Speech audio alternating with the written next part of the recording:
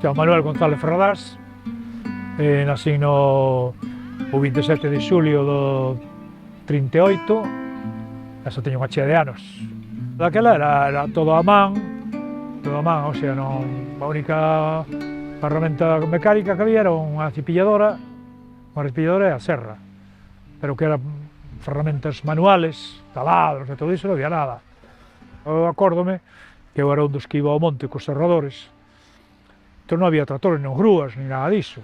Iso veu depois dali a 15 anos, ou 20, ou 10 anos, polo menos. Entonces, claro, como movías un pino daqueles de 7 ou 8 metros, había que cargalo nunha clote de bois, entón se facía, serrábase no monte.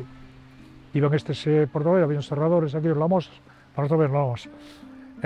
Facían as tablas no monte, e depois cargábalas e tal. Moitos non eran nidificacións, quer dicir, ti podías contratar un barco e o carpinteiro facía nunha finca ao lado ou nun albollo de calquer maneira, non era unha edificación, e iso tamén se pode ver de Purro, que onde un albollo que foi medrando conforme medraban as edificacións, quer dicir, a carpintería orixinal é moi pequena, prácticamente é un pequeno despacho e un tellado para cubrir a serra de cinta, e a partir de aí, conforme foron medrando os barcos e as necesidades, foi aumentando de tamaño.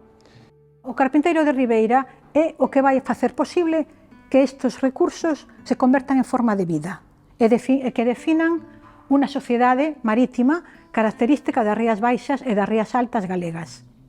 Así que é un oficio que temos que protexer, temos que conservar e transmitir ás generaciones futuras. Entón facías o medio casco, facías o máquina, mirábalo, se te gustaba, mirabas que estaba ben, entón depois facías o plano, pasalo a un papel, facías o plano, collías un tablero, entón trazabas as cuadernas no tableiro ese, facías as plantillas facías as cuadernas, e así é como así. Todos son diferentes, o sea, son parecidos, están aí no mar, pero o dueño, bueno, depois conoce polo equiparando o puente e tal, non? Pero o mesmo casco, eu veña que sei que os barcos que fixeu sin mirarlle para nada, a máis que mirarlle ao pasar por aí, se lle mira a popa ou a proa, ou de lado, xa sei os barcos que fixen eu. Eu, por exemplo, cando botaba o barco, estaba ali, traballando, tal, era un traballo, tal, pero o sentido de satisfacción, depois de darme moitas insatisfaccións, cando chegaba ao mar, o barco quedaba ben, o sea, cando botabas e tal, quedaba ben, non facía agua e tal, joder, pois fixe unha obra ben feita, non? Fixe unha obra ben feita. A carpintería de Ribeira, os barcos ao ser de madeira, teñen un peso que normalmente non suele ter a fibra, non? Os barcos de poliéster. Normalmente, a eses barcos suele se lle poñer algo de lastre abaixo, pero bueno, son barcos que co vento abate moito máis, non? Abate moito máis rápido, e a madeira ajántase máis na zona, non?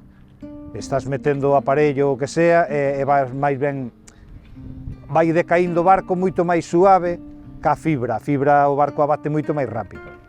A Asociación Os Galos comenzou entre finales do 99 e principios do 2000, cando Víctor Domínguez tiña o bote polveiro, que o usaba da Asociación As Lagoas, que o tiñan parado, e a base de empezar algúns a navegar con el no bote polveiro, nos empezou a gustar esta historia dos barcos tradicionais e fundamos a asociación.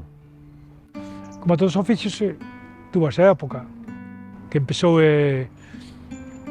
nos tempos na Edade Media, era o transporte, a guerra, todo era de madeira, todos os transportes e todo.